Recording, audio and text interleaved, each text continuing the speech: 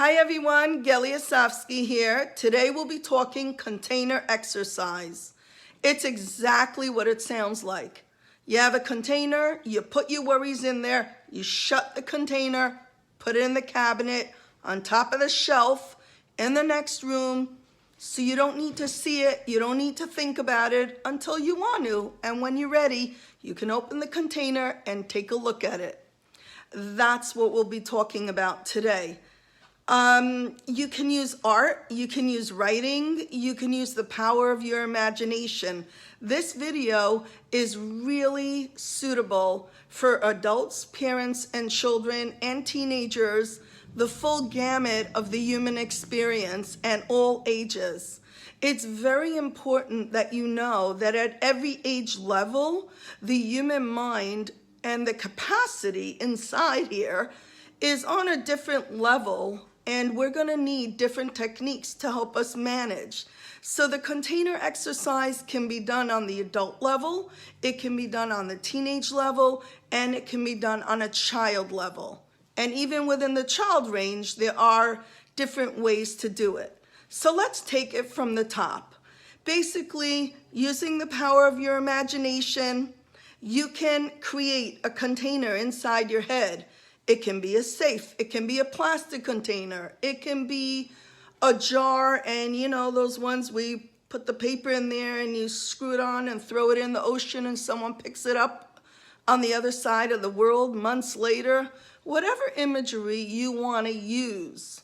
And then what you're going to do is put your worries metaphorically in that container and seal it shut. Now, every time your brain starts thinking, I'm so worried about the coronavirus, am I going to get sick? When am I going to get out of here? What's going to be with work? What's going to be with social life? What's going to be with that wedding? What's going to be with any worry you have? You park it literally in your mind in that container.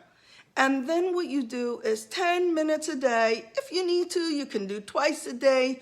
You open up that container and you allow yourself to face those worries. For those 10 minutes, think about nothing else but the worries in there. And that is very helpful because it gives the brain a space to facilitate those worries and to, just take that time and make it just about the worries. And then the rest of the time, you can function the best you can. When a worry thought pops in, you sort of zip it back in there into that imaginary container. It really, really helps. All right, now when we go down to the kid level, some kids, 8, 9, 10 and older, depending on their maturity, can really do container exercise with their imagination, but they may actually enjoy drawing something, drawing what worries them and putting it in a physical container, which is what we do with the little ones. And the way we do it is we do happy box and worry box. So you may want to take a recipe box or a little plastic container. It can be decorated. You can write happy box on one, worry box on another. And then what you would do is have the kids draw or write on little Post-it notes or regular sheets of paper, fold it up, all their worries, and then put it in the container. And then let those containers sit on the counter. And after dinner and middle of the day, you can take out that container and look at it with parents and spend time opening the Post-it notes and the sheets and the drawings and the writings and talk to the kids about their worries. So, so, so important. Many children have lots of worries. They may not even be able to put words on it. But when you have them draw it, you say, can you draw what you're worried about, the coronavirus, or being inside the house, or not having school? And then it gives them that opportunity to get it out. And during the day, the same thing. Whenever they say they have a worry, you can draw it, you can write it, you stick it in that container, and it waits till the time that you're going to have time with your parents to look at your worries. Now, same with the happies.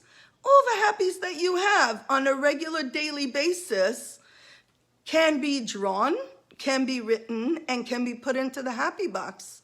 So when you sit down with your parents for worry time, you look at the worries first, you open up all the little papers, and then you look at the happy box and you take out all the happies. And this is something that's so healing. So many of my clients really enjoy having worry time with their parents because it's just an opportunity to bond while talking about things that are difficult and then also focusing on the positive. And for adults, all of us need worry time. I almost think like if you don't have worries, you're in denial. It's that simple. So let's do container exercise and let me know how it helps.